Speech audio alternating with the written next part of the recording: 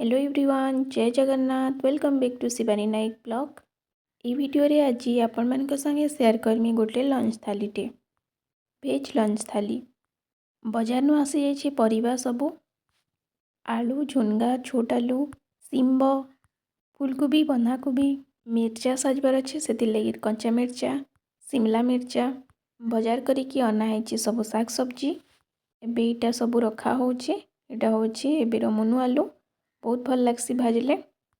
पूरा fresh green green लंबा वाला शिमला मिर्च,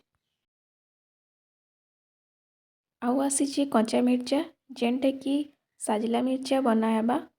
आ बाकी शाक सब्जी सब ताहले चलून आपण मानकर संगे गोटे लंच थालीटे शेयर करमा। आज एटा फूलकोबी है, पूरा छोट छोट करिकला काटी नहीं छे, प्याज भी काटी नहीं छे, आ लंबा वाला शिमला मिर्चा भी काटी नहीं छे। फूलकोबी के धुई देली, 2-3 थर भल से धुई देली। आउ एबे इताके बॉयल करी नमा। तो सबको बिके देला परे टिके भीतर पानी देली, आ इथिरे नमक देमी। नमक दिया होचे। एबे इटाके बॉयल करा हला, भल से सिझी गला न। एबे इताके टिके जांकी नमा। ई भलिया पूरा पेस्ट भलिया नहीं, टिके अंदर दरदरा टाइप रो। तापरे बेसन नहीं गली, बेसन रे कॉलीफ्लावर बॉयल होइथिबार के ताकि मिक्स कर देला।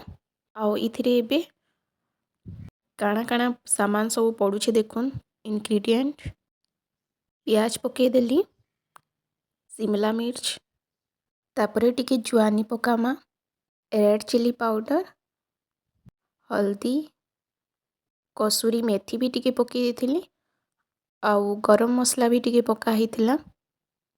एबे इटा गरम मसला ही पड़ुछे। तापरे नमक तो पड़वा।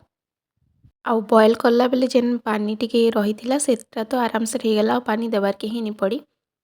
तो ई अकॉर्डिंगली पूरा पानी आनी करबे, काजे कि तावारे आमे ये करूछु।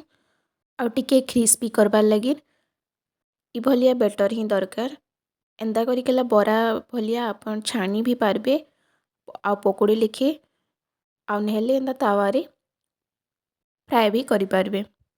तो जेंता मन लागुथिबा से अकॉर्डिंगली आउ टाइम अकॉर्डिंगली। तो यहाँ मते लंच रे बनाबार अच्छे से लगी मुई तावारे बनाली। आउ एंती स्नैक्स हिसाब खाइबार अच्छे ताहले बरा भलिया कि पकोड़ी भलिया छानी की गरम गरम खाई पारबे, बहुत टेस्टी लागबा। तो बरा भलिया अधा अधा आनिकी हाथ रे टिके चेपला करिके तावारे इटा तेल टिके देके दे दीछे। इटा टिके टिके लो फ्लेम रे ढाकी ढाकी की टिके सिझबार के दमा। तापरे उल्टे पुल्टे दमा। देखुन जोर से जदि आमे फ्लेम दे दमा बोले सेटा पुड़ी जिबा, भल से भीतरटा नि सिझे। तो टिके लो फ्लेम रे टिके टाइम रखी रखी की ई भलिया रेड करमा क्रिस्पी टाइप रो। आउ बहुत टेस्टी लागुथिला, आपण माने श्योर बने देखबे।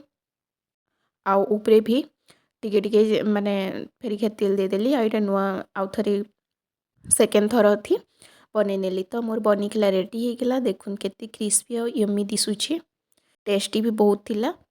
तो आपण माने भी थरे जेन माने नी करिछन ट्राई कर देखबे।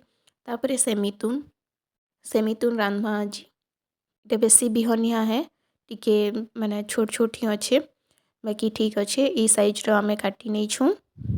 आ इटा कि भल से पानी रे एबे धुई नेमी। धुईला परे प्रेशर रे देकी नमक देकी पानी टिके मिता देकी प्रेशर करनमा, बॉयल करदमा।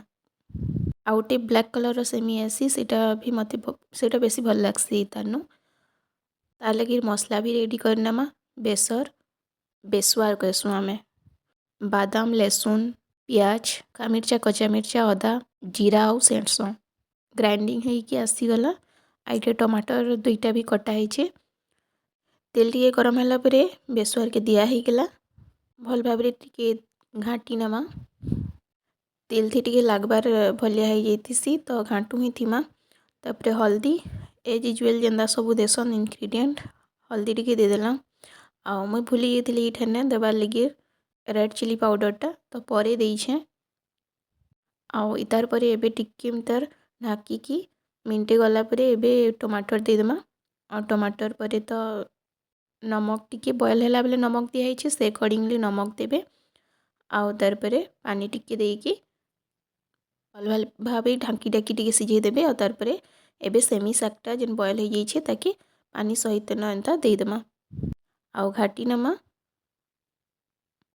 है 2-3 मिनिट बाद रेडी हो जा बेसुआर स्मेलटा खाली टी गले है बाकी बेसी पूरा मसला भलिया कषि नहीं लगे बहुत जन सेमी शाकर तरकारी भी बनासन आ से यूज करसन एना बेसुआर वाला नहीं बना तो बेसुआर वाला भी थोड़े बने देखबे आम जेन कहूली रेड चिली पाउडरटा पछे दिहला भूली जाइलु आगु तो से लगे तो एंता थोड़े बने देखबे बहुत भल लगसी आईटा फ्रिज रखिकला नेक्स्ट दिन खाइले आहरी भल लगसी तो बनिकला रेडी हो गला एबे तार ऊपर धनिया पत्ता टिके एंता देबे हला आ रेडी हो गला छोट छोट आलू बना होता तो छोट छोट आलू भल लगसी भाजिले कला 2-3टा थिला घरर तो से लगी भजा हो गला सेटा मिक्स करिकी आइटे टमाटर पूरा टमाटर पूरी के चिटका है आउ एबे तो सीजन है मूला भी आईटा हूँ कुलुद दाल यमी यमी कुलुद दाल क्या पसंद लगसी मत तो मोर फेवरेट है